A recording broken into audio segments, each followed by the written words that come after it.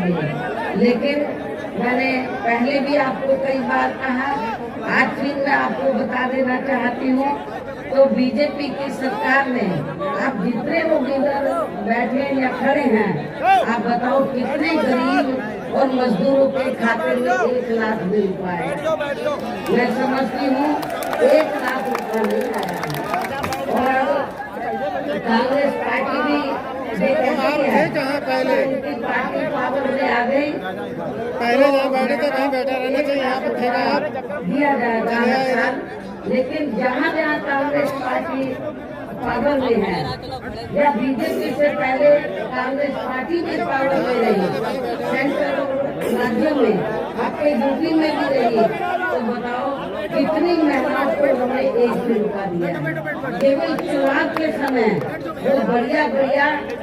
हवाई वादे करते हैं, आपको गुमराह करते हैं। अरे नहीं बैठ पा रहे तो पीछे चले जाओ, अरे तो पीछे जाओ ना, यहाँ क्यों खड़े हो?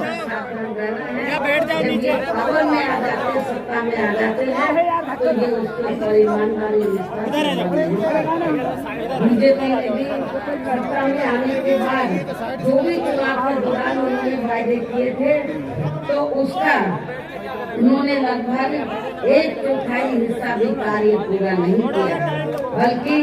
इनके स्थान पर इनका ज्यादातर समय व ताकत भी यहाँ इनके अपने चहेते रहे बड़े बड़े पूंजीपतियों अपने धन्ना सेठों को ही ज्यादा से ज्यादा माला माल या धनवान आदि बनाने में तथा उन्हें हर स्तर पर छूट देने व बचाने आदि में ही लगी रही है, जिनके अधिकांश आर्थिक सहयोग से ही ये पार्टी व अन्य पार्टियां भी अपना संगठन चलाती हैं तथा चुनाव आदि भी लड़ती हैं, जिसका काफी कुछ खुलासा बॉन्ड की आई रिपोर्ट से भी हो जाता है।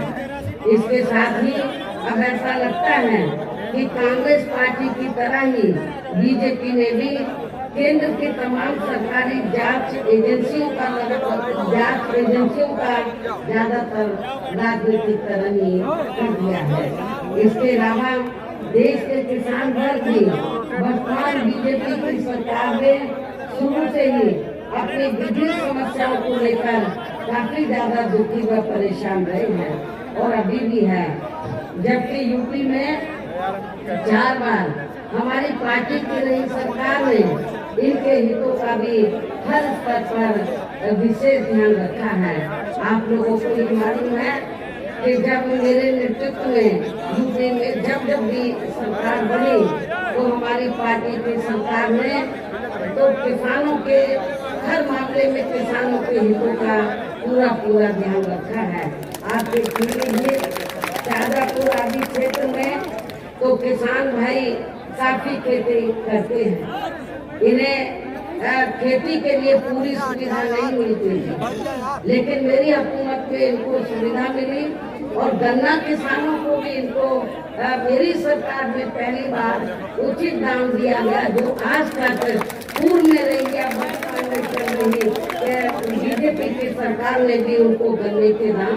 उचित नहीं दिए हैं, बढ़ा के नहीं दिए हैं। इतना ही नहीं बल्कि केंद्र में पूर्व की रही कांग्रेसी सरकार की तरह ही वर्तमान भाजपा सरकार ने भी इनकी जातिवादी हीन संप्रदाय एवं पूंजीवादी सोच व नीतियों के चलते ही पूरे देश में सब समाज में से खासकर गरीबों, दलितों, आदिवासियों, पिछड़े वर्गों, मुस्लिम एवं अन्य धार्मिक अल्पसंख्यक समाज के लोगों का भी पूर्ण रूप से विकास का उत्थान आदि नहीं हो सका है। और इस संदर्भ में वैसे आप लोगों को ये मालूम है कि पूरे देश में यहाँ दलितों, आदिवासियों एवं अन्य पिछड़े वर्गों का सरकारी नौकरियों में वर्षों से अधूरा पड़ा आरक्षण का कोटा भी अभी तक पूरा नहीं भरा गया है। विशेषकर SC व ST वर्गों के सरकारी कर्मचारियों का पदोन्नति में आरक्षण भी अब काफी हद तक प्रभावहीन भी बना दिया गया है। साथ ही केंद्र व राज्यों में भी विरोधी पार्टियों की रही सरकारों में इन सभी वर्गों को प्राइवेट सेक्टर में आरक्षण दिए जाने की व्यवस्था किए बिना ही इनकी सरकारों के ज्यादातर सरकारी कार्य अब प्राइवेट सेक्टर के जरिए ही इनके बड़े बड़े पूंजीपतियों व सेठों आदि को ही दिए जाने के कारण अब पूरे देश में आरक्षण का बहुत कम ही लाभ मिल पा रहा है। इसी प्रकार इनका अन्य और मामलों में भी शोषण व उत्पीड़न आदि होना अभी तक भी बंद नहीं हुआ है। इनके साथ साथ मुस्लिम व अन्य धार्मिक अल्पसंख्यक समाज के लोगों की भी हालत हर स्तर पर यह काफी ज्यादा खराब व दयनीय ही बनी हुई है, जिसका काफी कुछ खुलासा सत्तर कमेटी की रिपोर्ट में भी किया गया है। इतना ही नहीं बल्कि पिछले कुछ वर्षों से केंद्र व अधिकांश राज्यों में भी बीजेपी व आरएसएस की सरकारों के चलते हुए अब इनका विकास व उत्थान आदि होना भी लगभग बंद सही हो गया है। आए दिन इन पर खासकर हिंदुत्व की आड़ में हो रही धर्म की आड़ में और उसमें भी खासकर हिंदुत्व की आड़ में हो रही जनजाति भी यहाँ काफी ज्यादा चरम सीमा पर पहुंच चुकी है। इनके साथ साथ अपर कास्ट समाज में से विशेषकर गरीब लोगों की भी हालत हमें कोई खास अच्छी नजर नहीं आती है। इनकी गलत कृषि नीतियों के कारण ही किसान वर्ग भी आए दिन आंदोलित ही रहता है। साथ ही उनके गलत आर्थिक नीतियों की वजह से देश की अर्थव्यवस्था पर भी इसका काफी बुरा प्रभाव पड़ रहा है, जिससे यह विशेषकर छोटे एवं मध्यम वर्गीय व्यापारी वर्ग के व्यापारी वर्ग भी काफी ज्यादा दुखी व परेशान है। और अब केंद्र में पूर्व की रही सरकारों की तरह ही वर्तमान भाजपा सरकार में भी यहाँ पूरे देश में गरीबी, बेरोजगारी एवं महंगाई आदि भी लगातार काफी ज्यादा बढ़ रही है। देश में हर स्तर पर फैला भ्रष्टाचार भी अभी तक कम नहीं हुआ है, अर्थात भ्रष्टाचार अभी भी काफी देश में फैला हुआ है। साथ ही अपने देश की सीमाएं भी अभी तक पूरे तौर से सुरक्षित नहीं है। ये भी बड़ी चिंता की बात है। ऐसे में अब आप लोगों को देश में हो रहे लोकसभा चुनाव में कांग्रेस, बीजेपी व इनकी सहयोगी पार्टियों को भी केंद्र की सत्ता में आने से जरूर रोकना है। जिनकी गलत नीतियों व गलत कार्य प्रणाली आदि को आप लोग काफी हद तक आजमा भी चुके हैं। ऐसी स्थिति में अब ये विरोधी पार्टियां किस्म किस्म के साम दाम दंड भेद आदि अनेकों हथकंडे इस्तेमाल करके केंद्र की सत्ता में आने की भी पूरी कोशिश में लगी है, जिनसे अपनी पार्टी के लोगों को हर स्तर पर काफी ज्यादा सावधान रहना है। और इस मामले में विरोधी पार्टियां अपने अपने पक्ष में हवा बनाने के लिए खासकर मीडिया, ओपिनियन पोल व सर्वे आदि का जो बड़े पैमाने पर इस्तेमाल कर रही हैं, तो उनसे भी अपनी पार्टी के लोगों को बिल्कुल भी गुमराह नहीं होना है। इसके साथ ही विरोधी पार्टियों के विभिन्न रूपों में जारी किए गए इनके हवाई व प्रलोभन भरे चुनावी घोषणा पत्रों एवं वायदों आदि के बहकावे में भी अपनी पार्टी के लोगों को कतई नहीं आना है, जिन्हें ये पार्टियां चुनाव खत्म होने के बाद ज्यादातर अमल में नहीं लाती हैं, इसको इम्प्लीमेंट नहीं करती हैं, इसको प्रैक्टिकल रूप में अमली जामा नहीं बनाती हैं। और अब जिन पर से देश की जनता का अधिकांश विश्वास ही उठ गया है। यही खास वजह है कि हमारी पार्टी किसी भी चुनाव में अपनी पार्टी का कोई भी चुनावी घोषणा पत्र आदि जारी नहीं करती है। वैसे भी हमारी पार्टी किसी भी मामले में कहने में बहुत कम बल्कि कार्य करके दिखाने में ही ज्यादा विश्वास रखती है। और इस बात का सबसे बड़ा सबूत ये है कि उत्तर प्रदेश में 4 बार हमारी पार्टी के नेतृत्व में रही सरकार ने चुनाव में अपनी पार्टी के बिना कोई जारी किए गए चुनावी घोषणा पत्र के ही प्रदेश में आम जनहित में काफी कुछ ऐतिहासिक कार्य करके दिखाए हैं, जिनके अब देश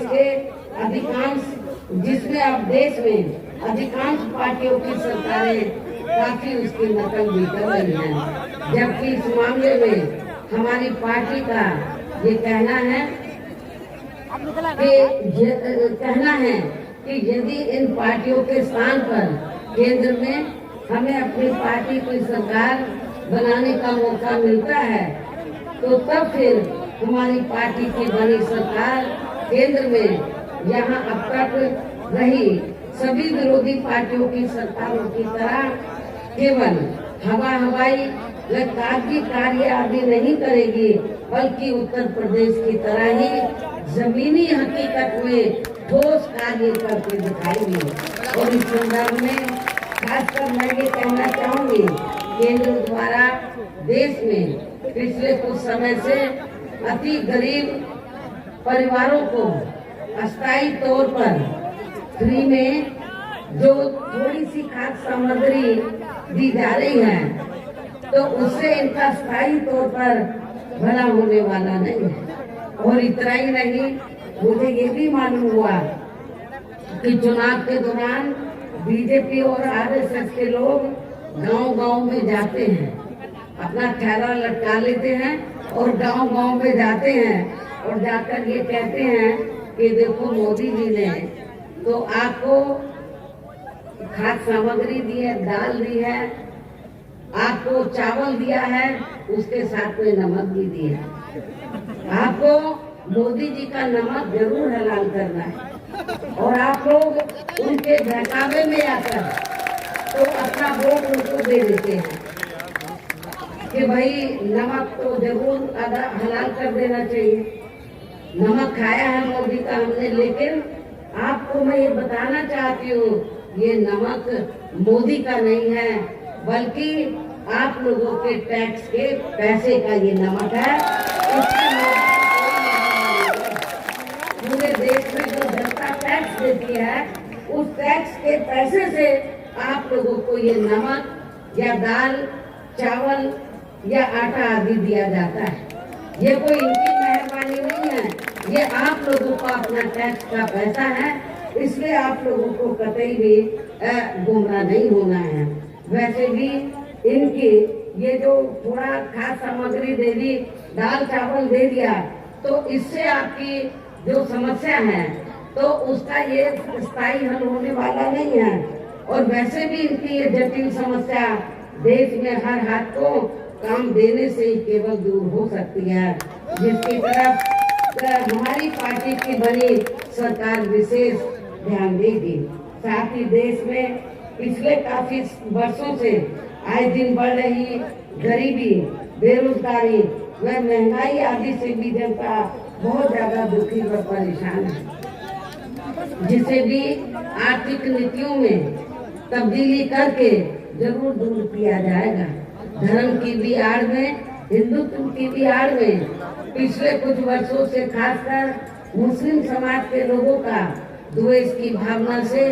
जो इनका काफी ज्यादा शोषण व उत्पीड़न आदि किया जा रहा है, तो इसे भी जरूर रोका जाएगा। और ये सब हमने अपनी यूपी के नई सरकार में काफी कुछ करके भी दिखाया है।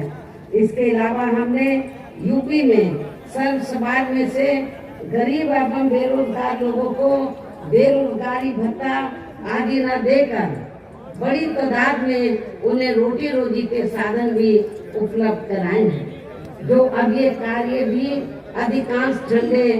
बस्ते में ही पड़े हैं, जिनको फिर सरकार बनने पर प्राथमिकता दी जाएगी। कहने का तात्पर्य ये है कि देश में इस समय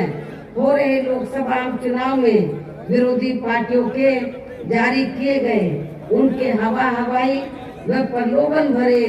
चुनावी घोषणा पत्रों आदि के बहकावे में अब यहाँ खासकर देश के अति गरीबों, मजदूरों, बेरोजगारों एवं अन्य जरूरतमंद लोगों को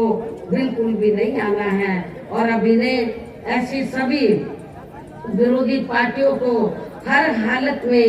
केंद्र की सत्ता में आने से जरूर रोकना है, जिनकी कथनी व करनी में काफी अंतर रहा है तथा जिन्हें ये लोग वर्षों से काफी आजमा भी चुके हैं। ऐसे में अब मेरा यही कहना है कि आप लोगों को अपने खुद के व अपने प्रदेश एवं देश के भी हित में अपने वोटों को यहाँ कांग्रेस, बीजेपी व अन्य विरोधी पार्टियों को न देकर केवल अपनी एकमात्र हितैषी पार्टी बहुजन समाज पार्टी को ही देना है। जो ये पार्टी उत्तर प्रदेश की तरह ही केंद्र में भी अपनी पार्टी की सरकार बनने पर फिर पूरे देश में यहाँ अपनी पार्टी की सर्वजन हिताय व सर्वजन सुखाय की नीतियों पर आधारित सरकार चलाएगी। इसके साथ साथ केंद्र से जुड़ी आपके क्षेत्र की जो भी यहाँ स्थानीय समस्याएं होंगी तो उन्हें भी फिर जरूर दूर करने का हर संभव पूरा प्रयास किया जाएगा। इसके साथ ही यहाँ गरीबों, मजदूरों, बेरोजगारों, कर्मचारियों, किसानों, छोटे व्यापारियों एवं अन्य मेहनतकश लोगों के हितों का भी विशेष ध्यान रखा जाएगा। सर्व समाज में से खासकर दलितों, आदिवासियों, पिछड़े वर्गों, मुस्लिम व अन्य धार्मिक अल्पसंख्यक समाज के लोगों के विकास एवं उत्थान के साथ साथ हर स्तर पर इनकी सुरक्षा आदि के लिए भी सख्त कदम उठाए जाएंगे और तभी ही फिर यहाँ वास्तव में अपने देश के महान संतों, गुरुओं व महापुरुषों में भी विशेषकर महात्मा ज्योतिराव फूले, श्री छत्रपति शाहू जी महाराज, श्री नारायण गुरु, बाबा साहब डॉक्टर भीमराव अम्बेडकर एवं मान्यवर श्री कांशीराम जी आदि का अधूरा सपना जरूर साकार हो सकता है, जिनको यूपी में हमारी पार्टी की रही सरकार द्वारा हर स्तर पर पूरा आदर सम्मान दिया गया है। इन्हीं खास बातों के साथ ही हम मेरा देश व आपके स्टेट के भी हित में, आपके क्षेत्र के भी हित में यही कहना है कि हमारी पार्टी ने आपके पीलीभीत लोकसभा की सीट से श्री अनीस अहमद खान उर्फ फूल बाबू को मैं पीलीभीत लोकसभा की सीट से श्री अनीस अहमद खान उर्फ फूल बाबू को, जो सुरक्षित लोकसभा की सीट है, यहाँ से डॉक्टर दोदराम वर्मा को और इसके साथ ही आपके शाजापुर में एक बदरोल जो विधानसभा की सीट है, वहाँ पे बाई इलेक्शन हो रहा है। उस सीट पर हमने सर्वेश चंद्र मिश्रा को उर्फ धामू के नाम से वो फेमस हैं, तो इनको जो यहाँ आपके सामने मंच पर भी मौजूद हैं। मेरी आप लोगों से पुरजोर अपील है कि बहुजन समाज पार्टी के जो प्रत्याशी आपके सामने खड़े हैं, तो आप लोगों को इनको जरूर कामयाब बनाना है, जिसके लिए यहाँ पार्टी के सभी स्तर के छोटे बड़े पदाधिकारी व कार्यकर्ता आदि पूरे जी जान से लगे हैं। और अब आप लोगों को वोट पड़ने वाले दिन यहाँ बीएसपी के अपने इन सभी लोकसभा उम्मीदवारों को अपनी पार्टी के हाथी चुनाव चिन्ह के सामने वाले बटन को दबाकर इनको विकास जरूर कामयाब बनाना है। और वोट वाले दिन आप सभी लोग सुबह उठते ही अपने घर में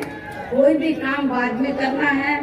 सबसे पहले अपने अपने पोलिंग बूथों पर अपना वोट डालने के लिए जरूर जाना है। और इस मामले में हमारी महिलाएं भी पीछे नहीं रहेंगी, जो मुझे सुनने के लिए यहाँ बड़ी तादाद में आई है। तो मेरी आप लोगों से उन्हें यही अपील है कि बहुजन समाज पार्टी ने तो आपके